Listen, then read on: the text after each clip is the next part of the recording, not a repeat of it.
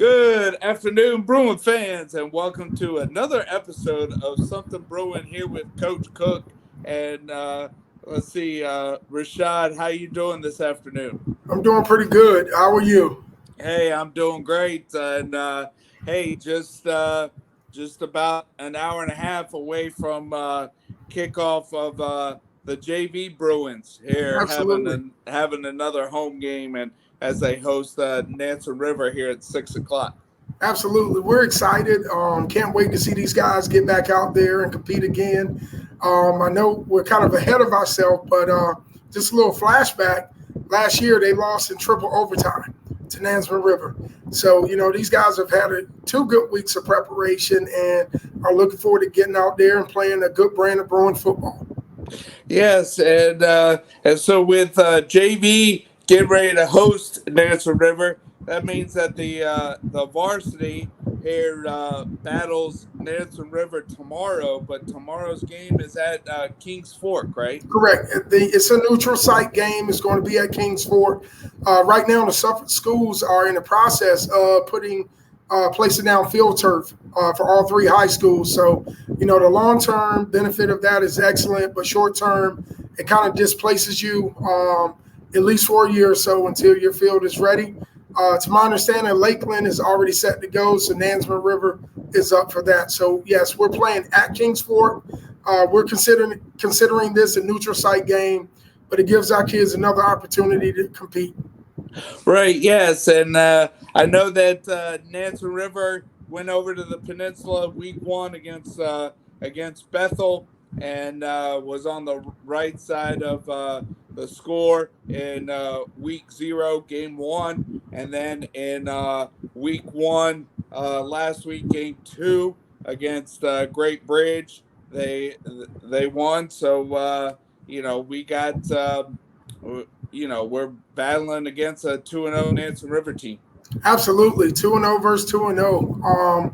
Not sure when that matchup has been 2-0. 2 teams coming in undefeated, but we're excited. I feel like they're a very good football team.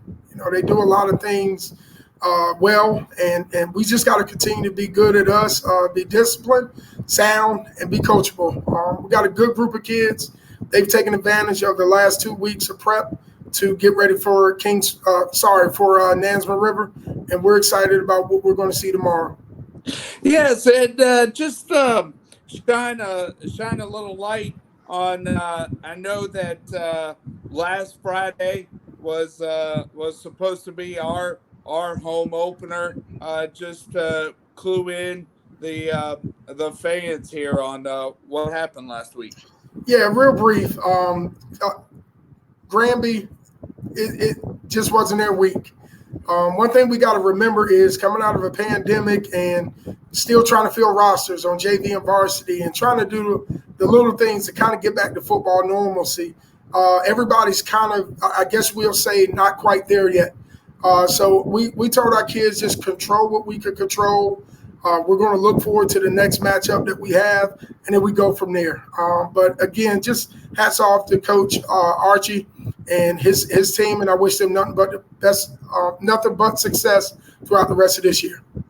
Yeah, so Bruin fans, our time will come here to support the football team at Brandorf Stadium, and so with the varsity Bruins, they're week 0, and to the fans out there, they're at the end of August. I even heard college football refer to the teams that were opening at the end of August to be week 0. So high school, when we opened up against Churchland, it was week 0. We had a hard fought game. We talked about it last week. Overtime last week was week 1 on the schedule, and then here first week of school. The first bell went off there on Tuesday. So how is it here with having practice here with school just starting? Well, our kids adjusted well. We kind of prepped them what it would be like, what it would look like, and we encourage that they stay together. They help the young guys out in their transition. But, I feel like we've had some awesome practices starting Tuesday where kids came to practice locked in and they understand what we have at stake. Again, very proud of them. Our staff has done a phenomenal job, but week 1 of school is almost in the books. We got one more day to go, but our kids have handled that transition very, very well.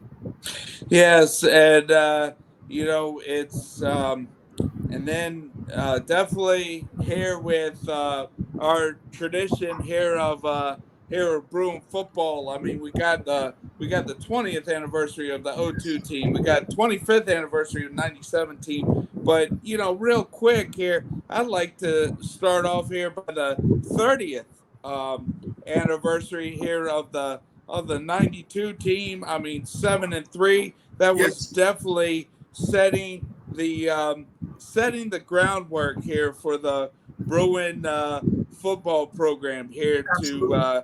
be to head on up forward with TJ Giles There you go. there under center.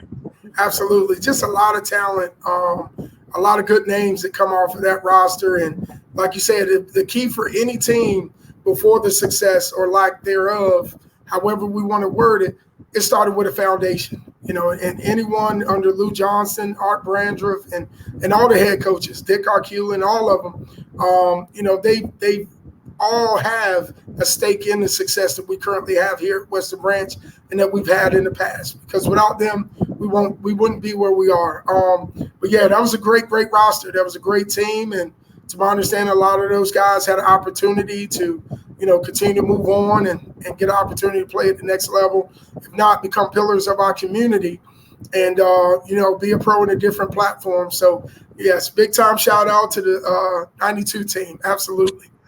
Yes, and I definitely as we lead into the '02 and don't worry, a '97 team. We'll talk about that on another episode. But with '02, I mean, I definitely remember some of those '02 players.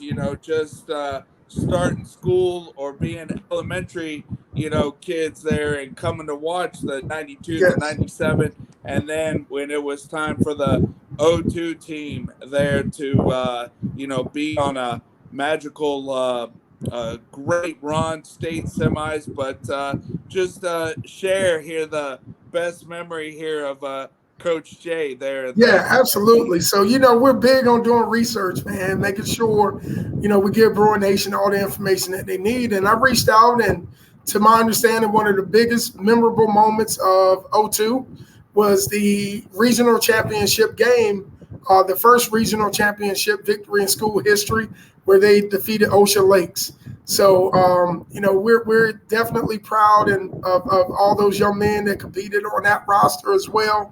And again, we're looking at where we are in 2022, but that '02 team, much like '92 and the like, have really paved the way for these young men to be on the platform that they're currently on. Yes, and also with the '02 team, and the one reason why I bought tickets to the November 5th game at Lane Stadium. I mean, Vince Hall, Yes. definitely leader there with blue and gold, and definitely had a great career there at Virginia Tech, and he was on that '02 team. Absolutely.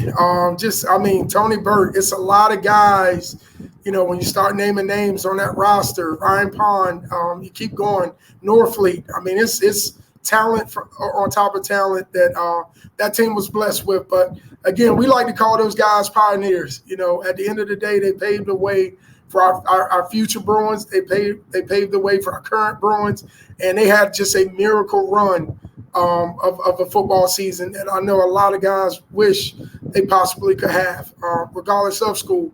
But yes, stacked team, very, very stacked team, and it's great to see that some of these names are resurfacing and are potentially being inducted into Hall of Fames, whether it's high school or at least in the conversation, or college like Vince Hall. So we're excited. I know Tony Burt went into, I believe, Bridgewater College Hall of Fame about 5 or 6 years ago. I may be wrong with date, but I know he did get inducted. So, it's a lot of good talent, a lot of great men that competed on that roster under the leadership of Coach Lou Johnston. And all we want to do is continue to carry the torch. That's it.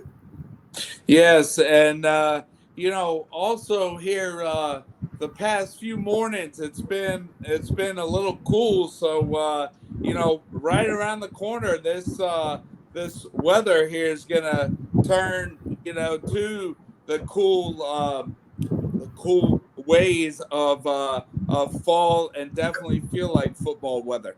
Correct. The crisp air of fall. Absolutely.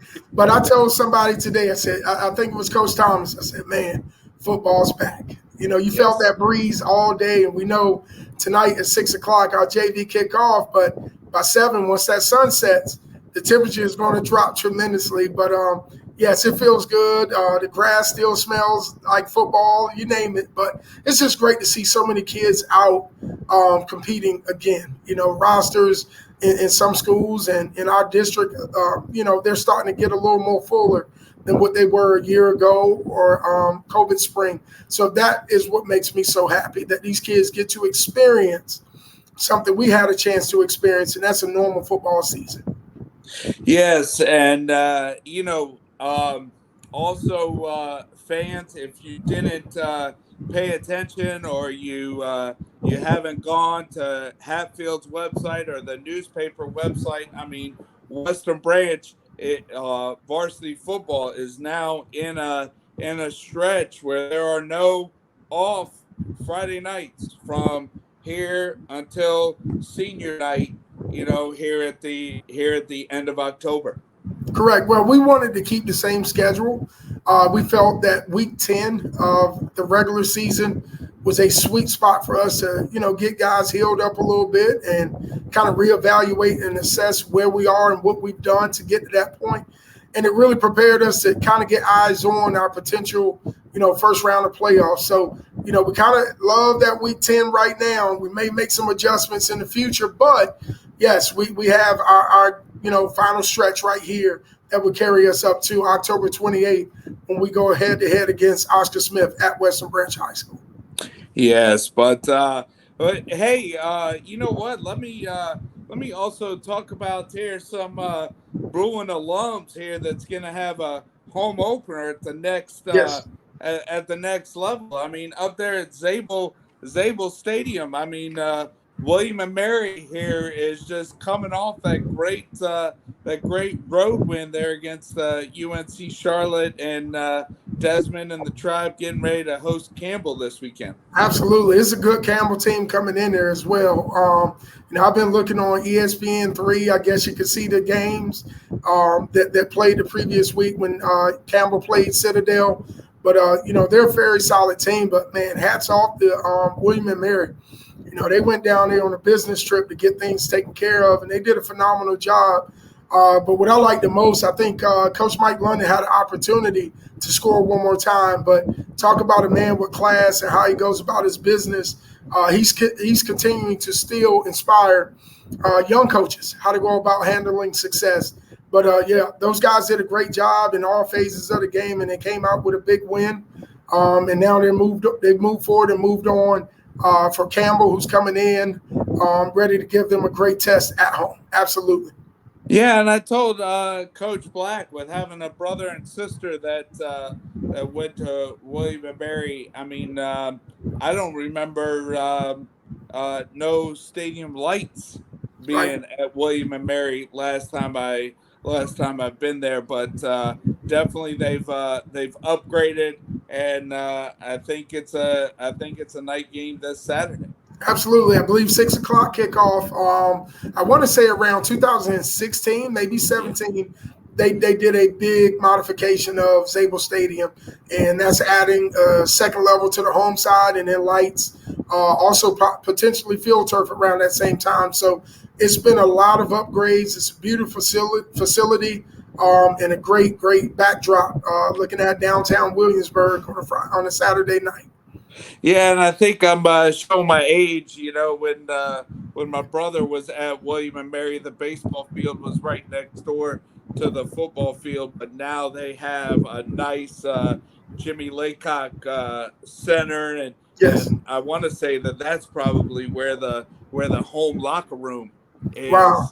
Yes. is now. You Wow. know, That's pretty cool. Yeah. but yeah, definitely upgrade in facility, and I know that I was at ODU Virginia Tech last Friday night, and that was some excitement. And I know that both schools, you know, we got some Bruin alums, you know, right Absolutely. at Old Dominion, Robbie Duncan and Brandon Addison, Yep. Yep. Monarch alums. Yep, yep, and big car as well. Yes, Brand new yeah, car, right. So it's pretty cool. And then just just watching that game and just seeing that, hey, if we really pulled up a roster and we wanted to kind of put in alphabetical order by high schools, without a doubt, Western Branch would really be kind of repetitive, for lack of better terms, of as many guys that have left this high school to go to Blacksburg or right there in downtown Norfolk. But wow, what a game! And to me, just watching the alum, even Coach Joe Jones on our roster, not being an alum of Western Branch, but a Right, but Hokie alum, he held no punches. No punches. He made sure Hokie pride, is in the atmosphere. But what a great game. I hope they get things kind of fixed up or cleaned up, as far as hosting. But I think that's a potential game that probably will be, a big time game for recruits in the 757 that will make a decision between Virginia Tech and ODU. So I hope they get some things right, maybe move it to a different venue. But other than that, it was everything that we wanted to see on a Friday night. Absolutely.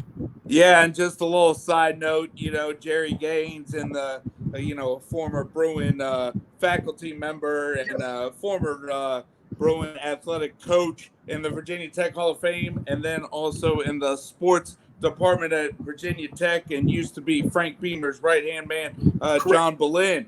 There you Used to be before our time at Western Branch, but John Boleyn used to be a Western Branch faculty member there at Virginia Tech, and now he's at Absolutely. Virginia Tech. Absolutely. We got to remember Brian Johnston as well. Yes, Coach Lou's yeah, son right. has been a longtime Hokie as a student and in that football department. So absolutely, just a lot of pride from the 7-5 that's been, given the opportunity either to compete at home or to compete in Blacksburg and UVA and so on and so forth. But hey, how about Caleb Broadbent? Yeah. Just went to Marshall. Had a chance to see his first tackle as a collegiate football player and was proud of him. And he always lives up to the billing, and he brings it. So he had a nice, good tackle down the field. But, we had some Bruins, that were able to either be in support or be in the field of competition this past Friday and Saturday. Yeah. Absolutely.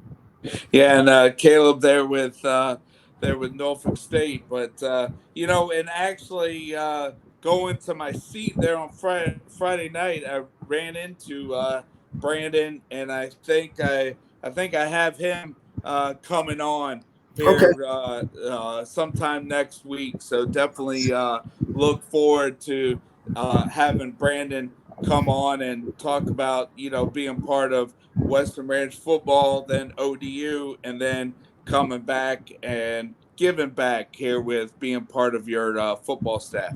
Absolutely. Absolutely. Yes, he's a great guy. Yes. Hey, real So quick let's before see. we jump, real quick, I'm Oh, sorry. oh Big no, you're shout good. out to Coach Hawkins getting his first victory last week over Yeah. War Hill. Him being a part of our roster. We week in and week out we're watching, to see his progression and very happy for him. So I just wanted to give him a big shout out for his first victory as a head coach at IC Norcom, his alma mater, and just very, very happy for him and pleased for his guys competing. Sorry Yeah, to I cut you mean, off. yes, and also with that, I mean that also shows, hey, one week, move on, Yes, and you talk about teaching the kids that an L is how can we learn, and it's a lesson. boy did Norcom bounce back. Yes, they did. And that 1-0 mentality is so kind of awesome to use. Moving on is the same mindset. Like we got to move forward to get that 1-0 mindset back. But yeah, what a victory and just back in the day we used the term got to have amnesia. You got to move on, move forward. But that's just proud of these kids in our community, the way they compete and they understand, the game and they understand what it takes to kind of go 1-0 each week. And I think Coach Hawk took that philosophy and that mindset over to IC Northam and started making that a part of his culture and platform, even if it's play. If it's a quarter, it doesn't matter. You got to move on. Got to go 1-0 the next rep. And that's the way we do it. We don't really put it as a win or loss. We put it as the win-losses in the little reps and the little details of the game that ultimately gives you a final result. And that's also in life.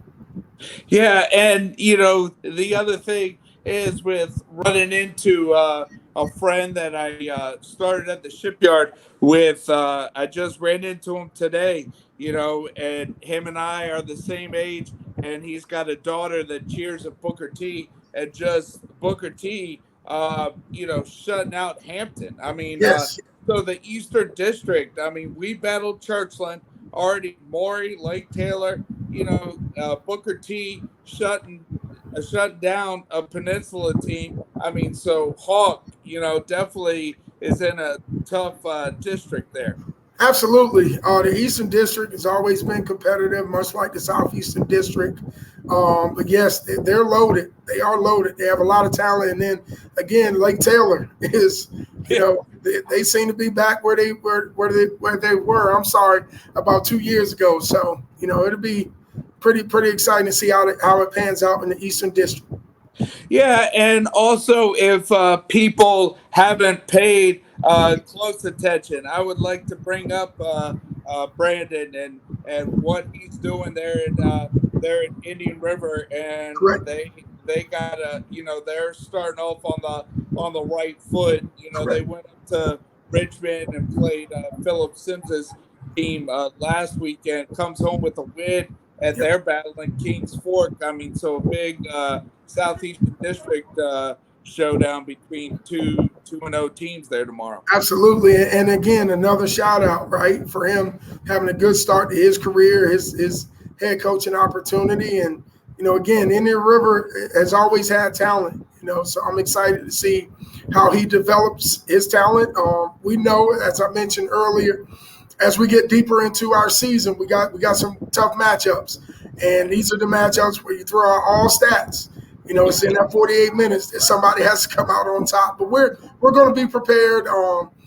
Mentally, we're just trying to teach our kids how to focus on the 1 week at hand. As I shared a couple episodes ago, just looking into the binoculars, not really looking in the telescope, but just looking at what's right ahead of you. And that's our next opponent, Nansman River. Absolutely. Right, and so Coach Cook, I certainly appreciate your time, and I know that today was a little bit shortened version, but hey, any final thoughts here as JV gets ready to kick off, and then varsity over at Kings Fork against Nansen River tomorrow night? Well, I think I can answer that question all in one. The question is, did we get better?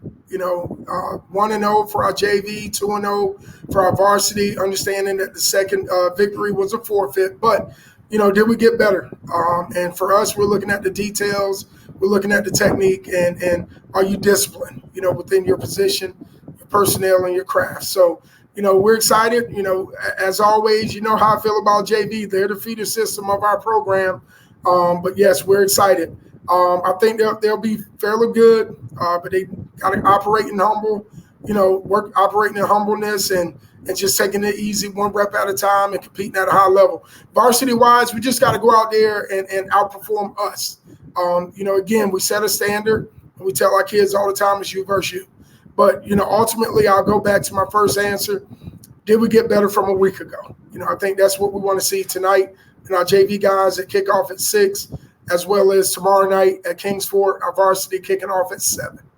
Yes, and so all right, fans. Well, hey, if you don't have plans here in a little bit over an hour. Head on out to Brandorf Stadium here to support the JV Bruins. And then if you are busy but you're free tomorrow night at 7, head on out to Kings Fork, and Varsity Bruins here will be the visiting team battling Nancy River there tomorrow night at 7. So Coach Cook here, another week here of the weekly podcast of Something Bruins. So certainly appreciate your time. Absolutely. Bruin Nation, come out. Fill the stands. We need all the fans in our area and abroad. If you're not watching it live on NFHSnetwork.com, come in person. But come out and cheer these guys on the victory. Go Bruins. All right. Well, hey, I plan on being on the sidelines there tomorrow night, and so Bruin Nation, that's a wrap here of episode 3 here in the regular season of 2022 here with Something Bruin with Coach Cook. So thanks again, and that's a wrap. All right, bye.